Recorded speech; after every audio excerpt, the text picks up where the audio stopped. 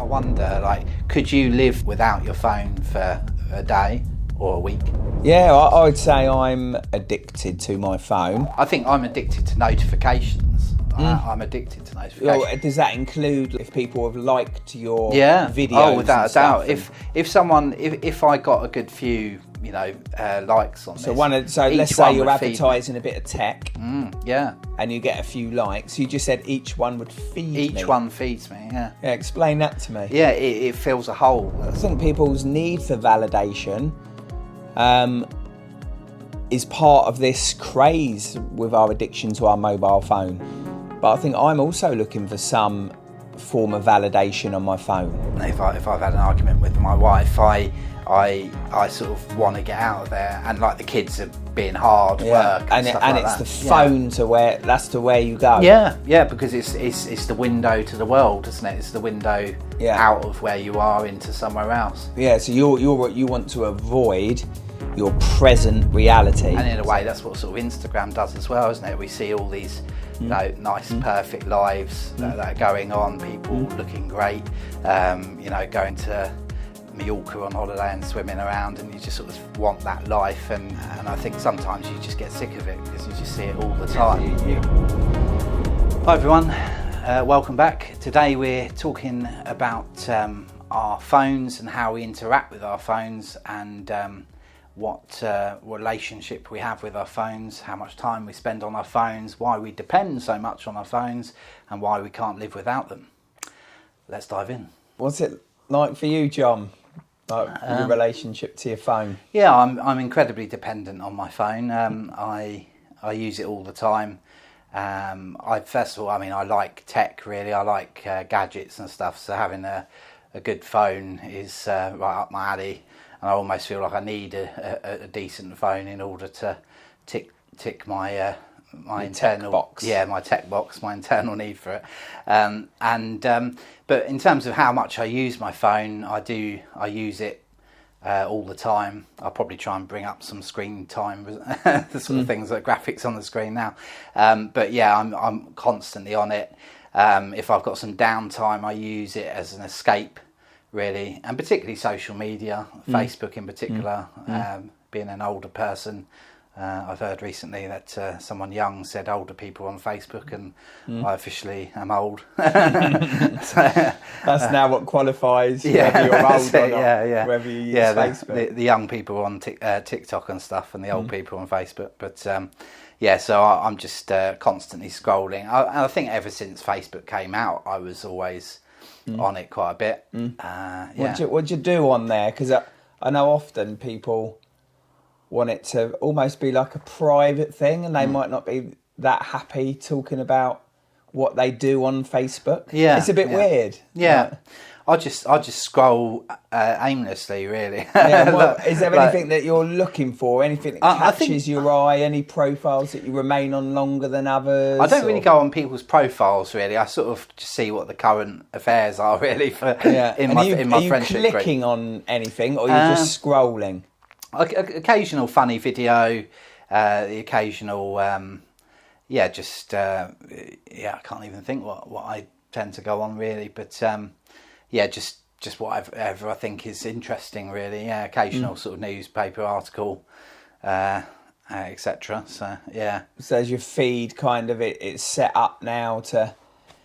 A lot of the time you're seeing news articles on there because I know it gets to know you, it works you out. Yeah, that's right. Yeah, the algorithms sort out what you that's want right. to watch. I mean, it's typically sort of gadget related sort of news, really, a lot of the time. And if I go on YouTube, I tend to watch a YouTube video on some new gadget or some new camera, some new phone, or etc. Like reviews on that. I tend to get quite fixated on a certain sort of thing. Like a certain gadget, and then really look at all the reviews on YouTube for that and stuff. So and what does that mean to you once you kind of dive into that world? So you found a particular gadget, you're scrolling through Facebook, you see a gadget, you watch a little video, you're on YouTube, you look at reviews to do with that particular gadget, you go in depth on it. What's the meaning of it all? I think a lot of it is escapism, to be honest, because... So what are you escaping from? Well, I find the week a bit humdrum, really. It's quite hard. I get up at 5, usually work, and then stop about 7, do the kids' stuff, school run, breakfast, all that lot, and then go to work and have to meet a new client each day, which puts me under a lot of mental pressure because of the fact I'm an introvert, really, and I prefer to just sit on my own quietly. So I have to then speak to the client for a lot of the day, and then break away and then catch up with them later on, that type of thing. And you're meeting new people continually, which is quite draining socially. And then I have to work in the evening most days to keep up with the pace and the deadlines I have to meet and stuff. Yeah, so work's quite full on. Yeah. So just that little bit of time away. Even going to the loo. It's meeting that introverted need, though, isn't it? Yeah, it meets that introverted need. It sort of takes you away. Oh, someone else is having a happier life. Someone else is having a happier life. Yeah. So there's some comparison that goes on when you're flicking through. Yeah, someone's living the dream. They're sort of surrounded by tech, reviewing tech all the time as their main job. I wish I could do that. But, So when you're looking at the people that are presenting these different videos on the latest bit of tech, you're actually desiring their life. Oh, they've got a much better life than I've got. Yeah, definitely. I want to be reviewing tech. I don't want to be stuck in the job that I'm in.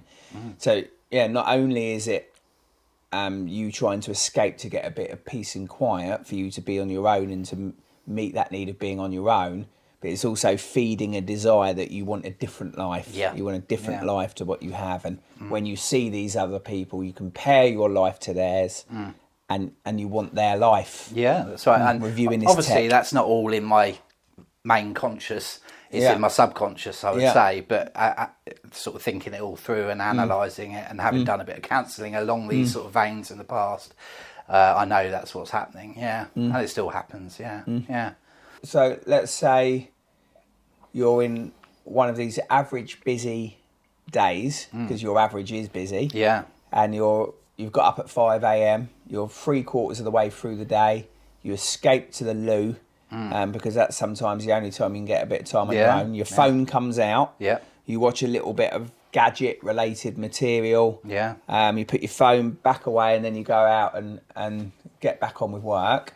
How do you feel in those moments just after you've looked at a video with the latest bit of tech out? What's the feeling straight after? I think it gives me a bit of a zap of energy almost. I think that's so it releases a zap of energy it's like, to you. Yeah, that was interesting. Oh, relief! I'm doing something interesting with my life as opposed to something that's a bit boring.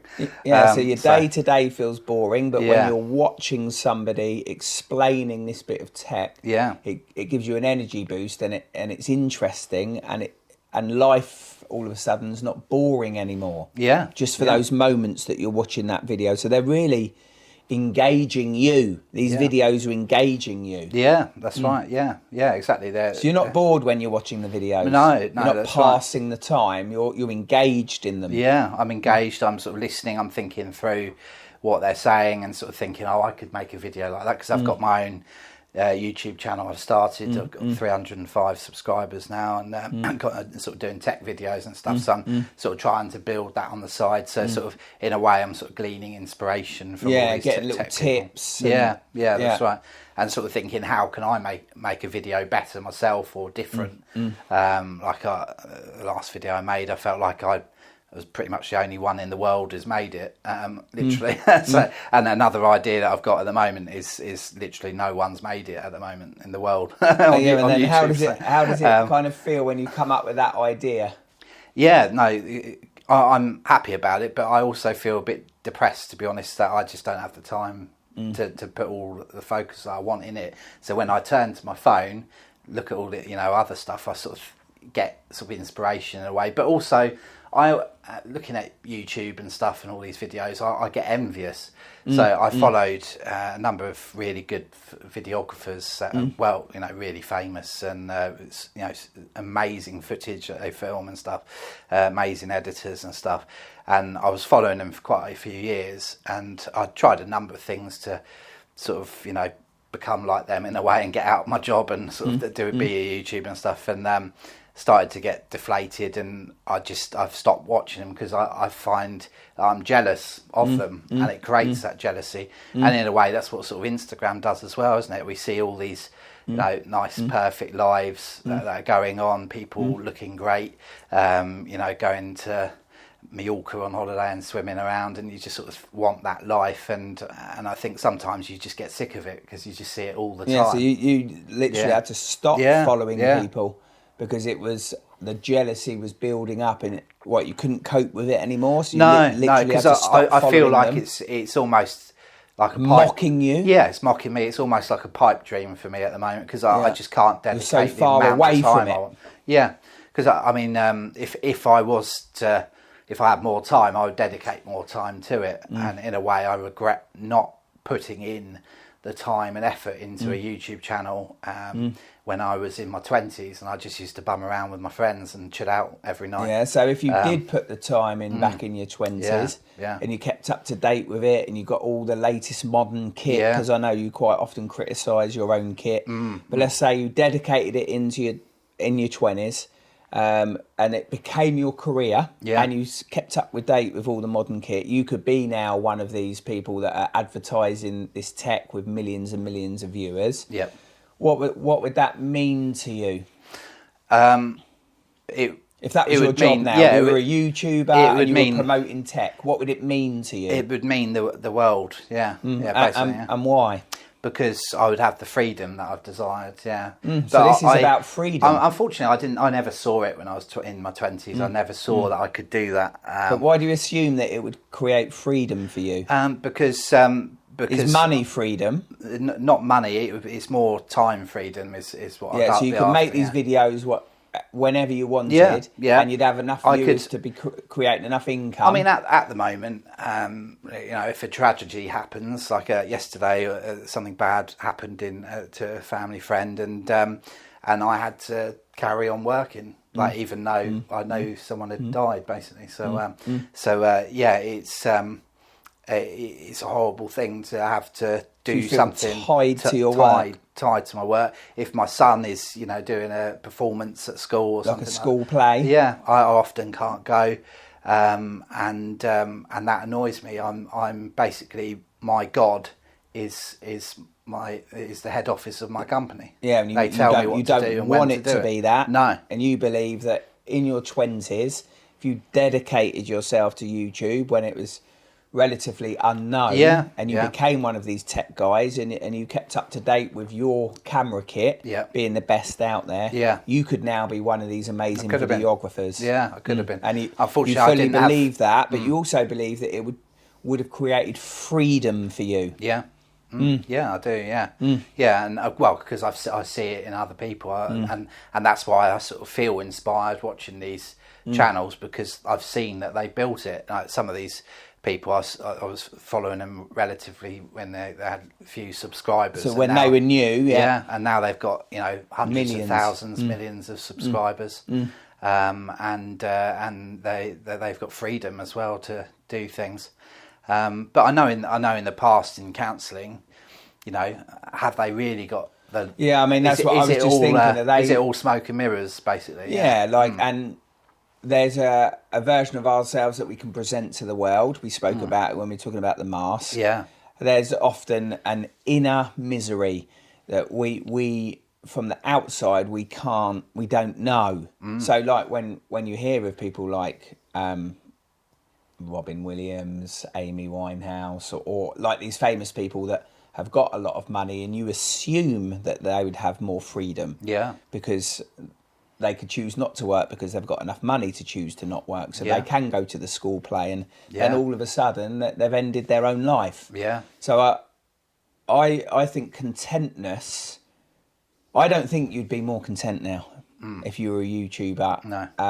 And you were this famous videographer and you were advertising tech and loads of people were following you and your income was through that stream and you were doing really well for yourself. Yeah. I'm not sure you would have less misery. Does that annoy you? It does a little bit, yeah. I think I would have, obviously I'd have more freedom. Technically, I would actually be able to sort of do things I want, drop drop stuff at the drop of a hat and go and watch a school play with your kid. Yeah, that's right. Yeah, stop or a be day there if you for wanted. my kid if he's ill, that type of thing. So that would tick a lot of boxes. But ultimately, there's more pressure, isn't there? You've got to create good quality content, and as you grow, there's more pressure to really create good content. Deal with a huge amount of criticism. Yeah, that's it. A huge amount, like trollers on comments and stuff. Yeah, that's right. But no, I think sort of going back to the phone. Really, I think there is something about the phone where it like the Instagram picture perfect sort of lifestyle sort of sucks us in, doesn't it? And then we all get pulled into that. Oh, look at them! They're living a great life. And but how many times? Like, surely you can relate to it, because how many times on Facebook or Instagram or whatever site you're on, have you posted a picture of your family being completely and utterly miserable?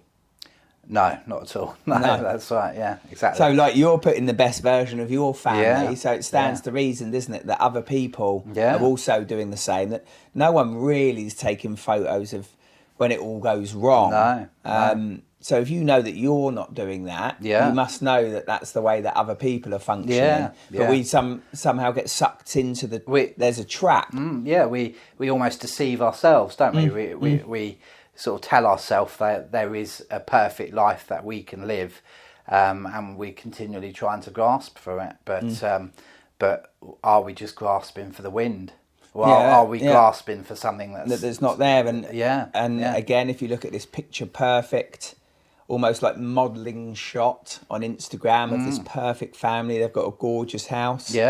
What's life like behind closed doors? Is there some domestic violence? Is there an addiction to alcohol?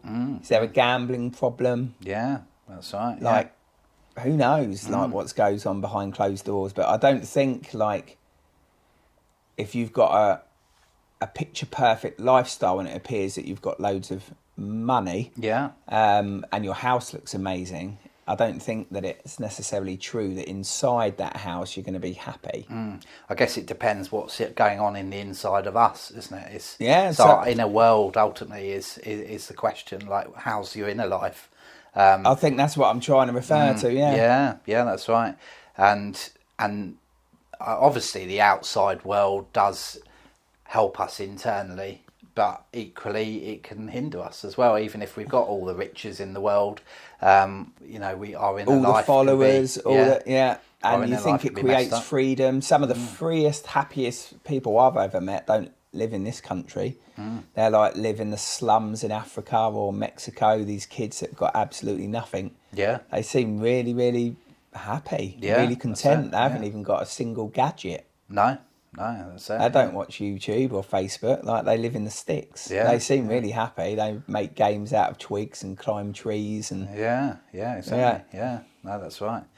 No, so I mean, how does it work for you at the phone? I would say I'm addicted to my phone. So when you were setting up, I was looking at my screen time, and I'm on my phone for 3.5 hours a day. Now, I don't know whether when somebody hears that on this video, they think, "Oh, that's a lot," or whether they hear it on the video and they think, "I'm on it 7 or 8 hours a day. That's no time at all." But for me, 3.5 hours a day feels like a lot of time, because I feel like I'm busy. But I can't be busy if I'm on my phone for 3.5 hours a day. And I like the stuff that I end up watching is a real mix. So I'm similar to you. A lot of the time I'm scrolling through something like Facebook. And then my videos really are, there's 3 different types. So as you were talking about gadgets, I end up watching 3 different types of videos. This is going to really shock you, actually. 2 of them might not, but 1 will. So I'll start with the ones that won't shock you, and I'll end up, I'll finish with the one that does. So golf videos. Right. Loads and loads of golf videos. I just watch hours of these little chip shots, or because I'm really into golf, I love it. So that's what's on my page, and it's sorted me out. It knows what I like to see, and then I'm watching these golf videos. I could flick through. They're probably 15 seconds at a time. I could do that for 2 hours, just looking at these 15-second, all these different golf shots. Then there's prank videos, like of these guys that do these pranks on each other. Absolutely love it. I love to laugh. Yeah. At other people's misfortune, I guess. Like they're trying to stitch each other up. They all like live together, and I don't know what they're called, but they're pretty famous. But I can't remember their name. Is it Nico? I can't remember. And then the final thing, which is I think the thing that might shock you a little bit, and I don't know how it like made its way onto my algorithm or whatever, but it's like people recording violent episodes of stuff like outside clubs or pubs or whatever. Okay. I don't know what it is, what it's meeting me. I've been trying to work this out for a little while, but I could see like maybe a 20-second clip of like it might be in Ibiza or something where they've been turfed out of a club and these two groups are arguing with each other, and then there's a fight on the street and someone's recording it, and it can be quite graphic and quite bloody. And then once I watch one of those, I'm looking then for more of those type of clips, violent clips of real life, not like watching a movie when you see a fight and you get a buzz out of a hero beating a baddie. No. This is like real life people, real life fights. I know where you're coming from with that. Yeah, for some reason I do sort of like those types of things from time to time. I wouldn't say like... Just occasionally things sort of mildly amuse me, like like that are violent for some reason. I guess it's that sort of gladiator sort of mentality. Yeah, I don't know whether it like I wouldn't say that I find it amusing. No, yeah, I find it disturbing. Right, yeah. Especially when someone. It depends what it is. Yeah. But I then also I think it's something about I don't feel that brave. So like physically brave. So one of my fears would be getting into a fight or an encounter or whatever, and I would just think I'd run away. I've done it before. Yeah.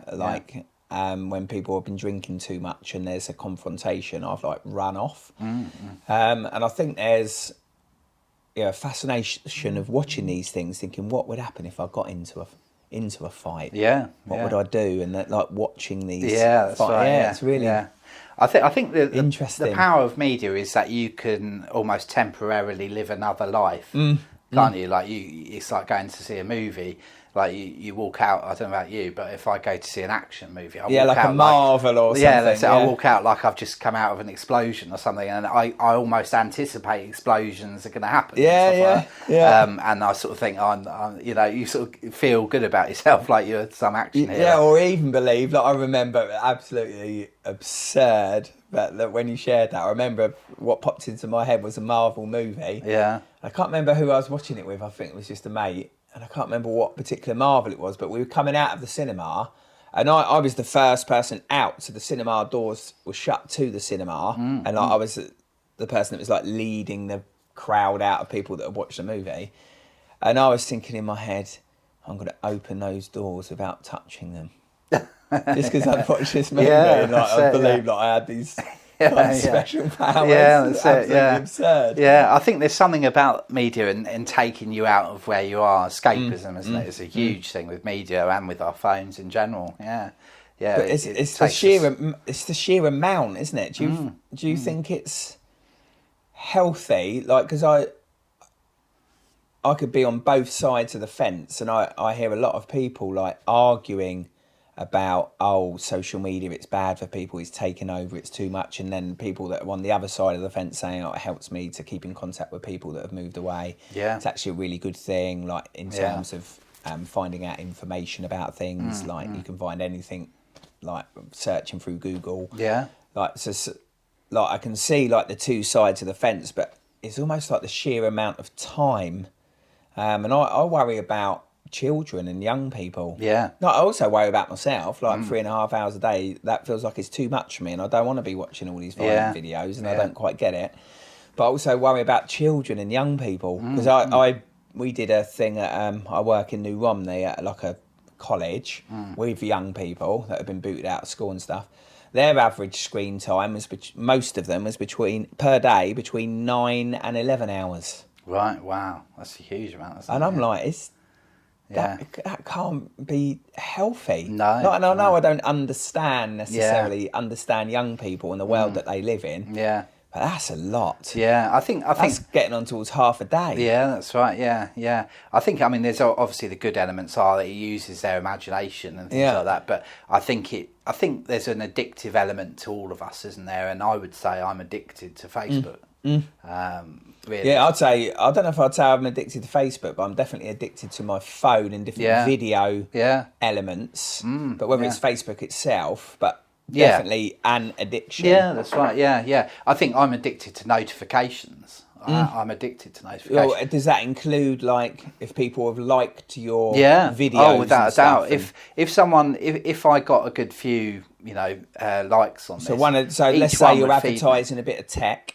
Yeah. And you get a few likes. You just said each one would feed me. Each one feeds me, yeah. Yeah, explain that to me. Yeah, it fills a hole that's there. It temporarily fills a hole, a desire to be loved, to be. Yeah, I was just about to ask what's the hole. Yeah, what's it filling? I think so it's love. I think it's the thought that someone likes me.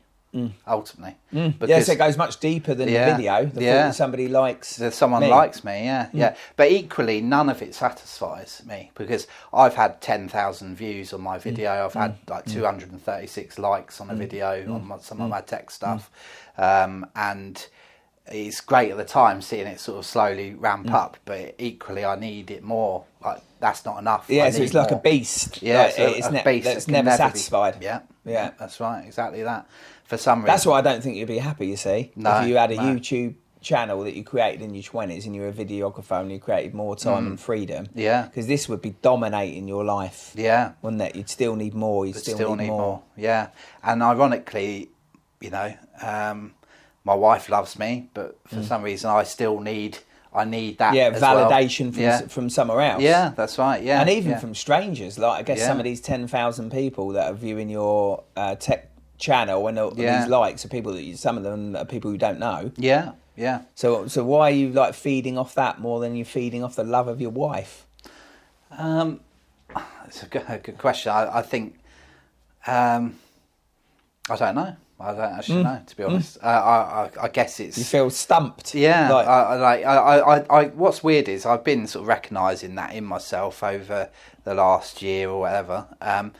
But I equally sort of think, how can I stop it? Like every time, like say we post this video and it gets 200 likes or something like that, that would feed me a lot. Like I feel like I've been approved by people, whereas maybe it stems from not receiving much approval growing up. So there's this need of approval. We've spoken about this before, haven't we? And about your need for my approval sometimes. And you've used the phrase, you need people to save you. Yeah, you've used that phrase in the past. Yeah, and I do. I need people to save me. Even strangers. You need these strangers to save you. To say it's okay. So goodness only knows what if they were all trolls. I don't know how I would react. Yeah, and I think that was the thing that I was trying to tap into earlier. Like if you became this famous YouTuber, would you be as addicted to the dislikes as you were the likes, and also like what damage would they do to you? Yeah, I mean, I have had people say this is the worst video in the world. And then how does it impact you? It's been very painful. It rips me inside, to be honest. And imagine how that would be multiplied. Yeah. Maybe you'd be one of these stats of somebody that committed suicide. Yeah, maybe. Yeah. Maybe you're not maybe you're not ready for it. No, that's right. Maybe. Yeah. If I sat here the entire session and just ripped into you, just criticised you for the whole session. Yeah, I would be in pieces. Yeah, especially as someone I built a good relationship with you over the time, and if you were to do that, that would be pretty catastrophic. And I never would, and I have no desire to. But I think it's just showing that. That beast. Yeah. That it's a beast that needs feeding. But it's not entirely positive. No, it's not. Maybe not at all positive. But again, I'm not quite sure what the solution would be to it. Really, I'm not sure how I would stop the beast being in existence because that's all I've ever known is the beast, and I've tried to feed that. I've tried to get approval from everyone by making good content, by trying to please people. It boils down to that. I'm a people pleaser through and through. I will please you. even if I disagree with you, I will please you. Wow. And then I'll walk away, and then I'll say that I disagree with you. But I wouldn't say it to your face because I'm a coward like that. Wow. Yeah. And this is all coming out of a conversation about phone, social media, isn't it? It's amazing what it brings up. Yeah, that's right. But I think people's need for validation is part of this craze with our addiction to our mobile phone. Yeah. Like, I think I know escapism, and that it's the same for me too. But I think I'm also looking for some form of validation on my phone. Yeah. Like, very... Particularly, I think if... But it doesn't give you it. No, that's it. Yeah, no, I think particularly if you've had an argument with your wife or my wife, if I've had an argument with my wife, I sort of want to get out of there, and like the kids are being hard work and stuff like it's that. The phone to where you go. Yeah, because it's the window to the world, isn't it? It's the window out of where you are into somewhere else. Yeah, so you want to avoid your present reality. So the kids are hard. You're having an argument with Bex. Your present reality is not what you want it to be. Yeah, you need to get out of there. And the phone is the place that you go to. Yeah. So some people might go to a bottle of alcohol. Some people might go for a run, might go to the gym. Yeah. Or all different places. Yeah. But where you go is to your phone. Primarily my phone, yeah. And I mean, food is another outlet for me as well. Yeah. But yeah, it's to get anywhere but the place of pain. Is to get somewhere happy. Yeah, it's avoidant, isn't it? Yeah, go to a happy place, yeah. I think, like, when I'm on my phone, I'm often avoiding something else. I don't even always know what it is. No. But I feel avoidant when I'm on my phone. Do you feel like you're avoidant when you're on your phone? Yeah. Like, it's a proper... Yeah. Guttural feeling, like really avoidant. Yeah. Almost like I'm feeling like I'm being a bit naughty. Yeah. Like I shouldn't be on my phone, but I don't really care, and I'm being avoidant. That's a big thing for me as well. I'm procrastinating. Yeah. And I don't care because you have to switch the caring off, otherwise you'd just be always on the go. But I think sometimes you do just genuinely need a bit of downtime as well. Yeah, it's not all bad, no, is it's it? not all bad. I think that kind of shove it mentality comes in, doesn't it? Like, yeah. Sometimes maybe, especially if you've been on it for a long time and you have got jobs pending. Yeah. You're like, nah. No, I'm not. Tap out. I'm not doing it. Yeah, I'm tapping out. Yeah, I'm staying on this phone. Yeah, that's right. Yeah. No, exactly. Yeah. And sometimes, like, your own kids could be calling you for something. Daddy, can you get me a drink? Or, Daddy, can you play with me? Yeah. Nice. And choose our phone. The amount of times I've sat next to my 5-year-old son and he wants to play a game with me. Yeah. And be really connected to his dad. And I'm like, nah. Yeah. I'm on my phone. Yeah. That is like, even as I say it to you, I just think, that feels terrible. It sounds terrible on paper, doesn't it? And in reality, it probably is a little bit. Yeah, and then what damage am I doing to my 5-year-old son? Yeah. And then, like, he's on his Nintendo, he's 5 years old, he's pretty much addicted to his Nintendo Switch. Yeah. On it all the time. Yeah.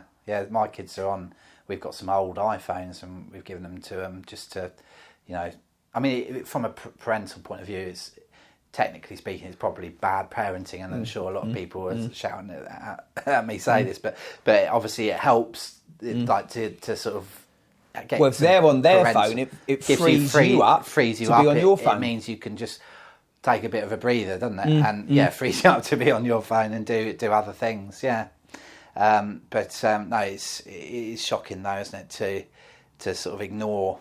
Because I zone out on my kids. Yeah, and what we're not doing is we're not engaging in relational life. No.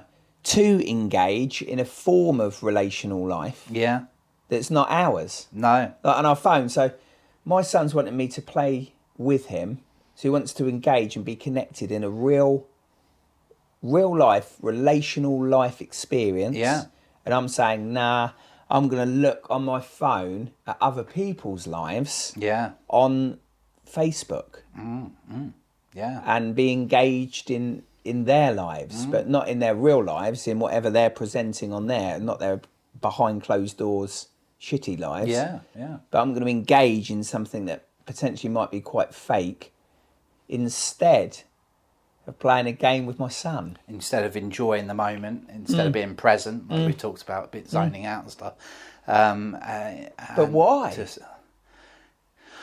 I don't know. I think it is an addictive thing for some reason, isn't it? I think there is a psychological addiction to it, dopamine sort of kick and all this lot. I don't know all the science of it all, but I think there is that behind it. I mean, I remember back in the day, obviously in the 90s, I didn't have a phone when I was of early 90s, but I remember we went a week as a family where the TV was turned off and we weren't allowed to watch it. And I remember at the end of the week feeling so much wholeness as a family. Yeah. Like we'd connected more, we'd done board games together in the evening and like interacted. And I remember that feeling of, wow, this has been quite a wholesome week. And I was only young. And we connected, we got to know each other better and stuff like that. But the TV went back on and we went back to our ways after a week. But I still remember that feeling. And I wonder, could you live, do you think, without your phone for a day or a week? Because I do some video calls with clients for counselling, but if I didn't do those, or if I did those on my laptop and then replied to emails on my laptop, and maybe I got texts and stuff coming through to my laptop, but I couldn't carry my laptop around with me, so I wouldn't be browsing on it all the time. Yeah. Technically, I could. Yeah. But I don't think I would. My phone is the first thing I do when I wake up in the morning. I check it. I'm scrolling through stuff. Yeah. And it's the last thing that I do at night. I check it. I'm scrolling through stuff. And then in any moments, any little breaks, so I have 10, 15 minutes sometimes between clients, I'm on my phone. This is what's creating this 3.5 hours a day. Yeah. Could I live without that? So something inside me tells me it would be much healthier for me to live without it. Yeah. But I don't think I would choose it. No. But I can't. I've not really worked it out. No, yeah. I think to do it really well, you sort of getting rid of TV as well would come into it. I feel like, almost like if you got rid of technology. Yeah, that's But in order to do that, it would have to be like some mass internet crash or something. Yeah, that's right, yeah. Or you literally sort of... It's very hard to live without a phone, isn't it? But I feel like we'd all need to do it together. Do you know what I mean? Yeah, that's right. Yeah. Even a day would be, quite challenging, wouldn't it? But I reckon my anticipation would be by the end of the day we would feel like we've lived life a lot better. Yeah. And maybe kind of had to engage in relational life a little bit more. That's right. I remember speaking to a teenager. This was quite a while ago. He said, I don't know how to talk to my mum anymore. And I was like, what do you mean? And he's like, we just don't talk. She's on her device. I'm on my device. I'm in my bedroom a lot of the time. Yeah. And I come down sometimes for breakfast, sometimes I don't. I'm getting ready in the morning to go out to school. Yeah. We don't really talk. We actually don't know how to. Yeah, that's right. Yeah. That's extreme. No, it's sad, isn't it? It reminds me of the film Click. I don't know whether you've seen that with Adam Sandler. I've heard of it. Yeah. Basically, he's got this remote control and he can sort of fast forward through life. Yeah. And sometimes I think I'm in Click, man. I'm just like I've zoned out. I'm on my phone. I'm missing moments. But it's not moments. Healthy to you or to the other people. No. You're missing the moments, and then you're creating your own moment in this escapism. But it's not feeding you. It's feeding this beast. Yeah, that's right. It actually feels a bit quite disturbing to talk about. I feel disturbed. Yeah, that's talking right. about it. Yeah, but it's a common thing that a lot of people, certainly in the West anyway, deal with. Yeah, I remember going to Nepal and India for 6 weeks, and they seemed so much more happier than us, man. And they lived in huts, and they gave us they emptied their family hut and gave us the hut to live in whilst they were sleeping in the barn with the cows, and they were so much happier than us. It would seem, and it like genuine happiness, as opposed to Instagram happiness. So it's almost like we might be ahead in terms of technology, the West, but in terms of relational life, we're actually miles behind the third world countries, miles behind. Yeah, that's right. They're in a way a lot richer than us in terms of their quality of life. Because I mean, will we get to the end of our lives and the only way we knew someone was through their phone, basically? That's sad, isn't it? Yeah. Yeah.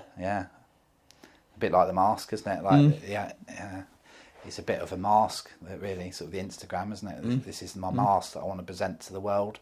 But are we really, who are we in the inside? What's the depths of us? And do people know that, or do they know the plastic Instagram picture perfect version of us? Yeah. And that's partly why we're making these videos, because I want people to know the real me. Yeah, connect to the real John. And maybe for this teenage lad that I was just referring to, like,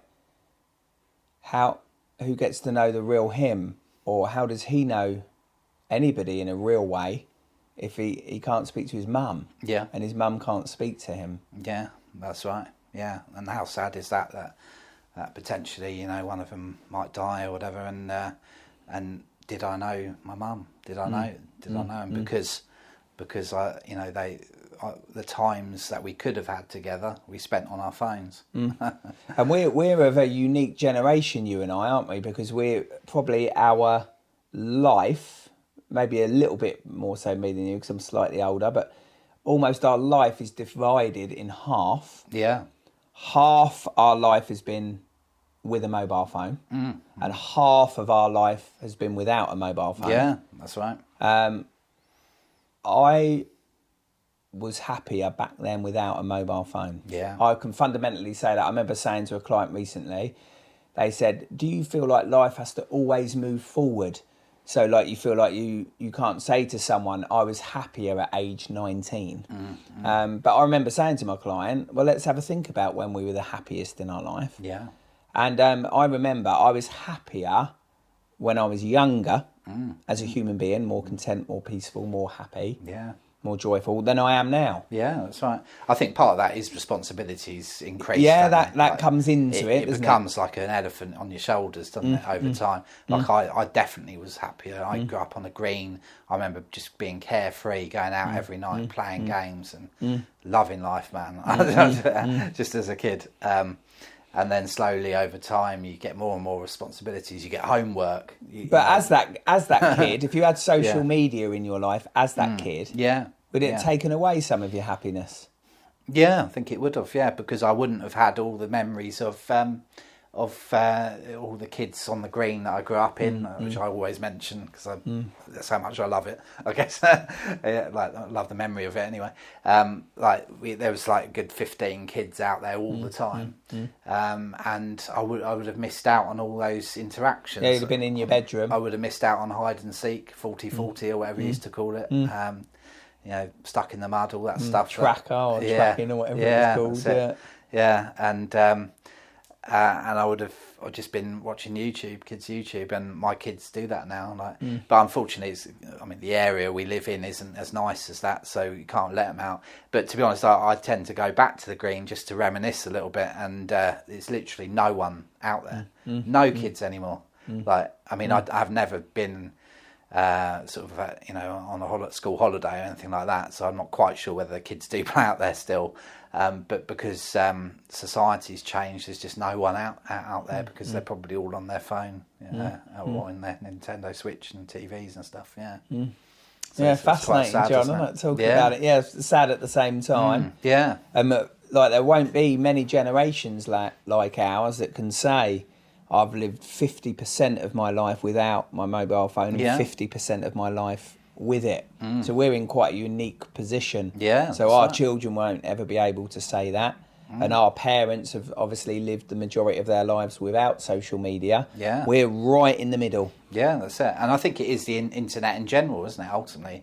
Not just phones, but internet in general. It connects us to a wider world. And that came out in our lifetime. I can remember the dial-up internet, listening to that sound. And I didn't listen to that sound as a 9-10-year-old. It wasn't out yet. That's it. just to sort of, I guess unless you've got anything else, but just to close, I actually did this skit called Notifications a few years ago, which I might play as part of this, where like the whole thrust of it was about sort of receiving a notification and being extremely excited about that. So I'll probably play that as part of this. But it was quite a funny skit. Well, the intention was it was funny anyway. So maybe we'll bring it to an end there. And, it'd be interesting for me to watch that clip back. No, good stuff. Yeah, well, thanks very much, Gary. All right, John, nice to see you. Yeah, it's good to see you. I wonder if we'll be on our phone any less. Oh yeah, this week. yeah, I'll certainly be thinking about it. I don't think I'll be on my phone any less though. No, in reality, it's an addiction, isn't it? Somehow, I'm not sure why, but it is. Yeah. Okay, well, thanks John, a lot. Yeah, good to see you. Yeah, take care. All right, bye for now. Yeah, bye. Cheerio. Check the time on my phone. Check that it's actually recorded on my phone. So bored. I'll do my status. I've got a notification. Hallelujah, hallelujah. I've got a notification. I've got a notification. I've got a notification. I've got a notification. I've got a notification. I've got a notification, Nicky. Simon, I've got a notification. Siri, I've got a notification. Well, someone is a popular boy. I've got a notification. Banksy, I've got a notification. I've got a notification. I should probably check what the notification is. What? I don't believe it. Candy Crush my foot. I'll give you Candy Crush. Crush this.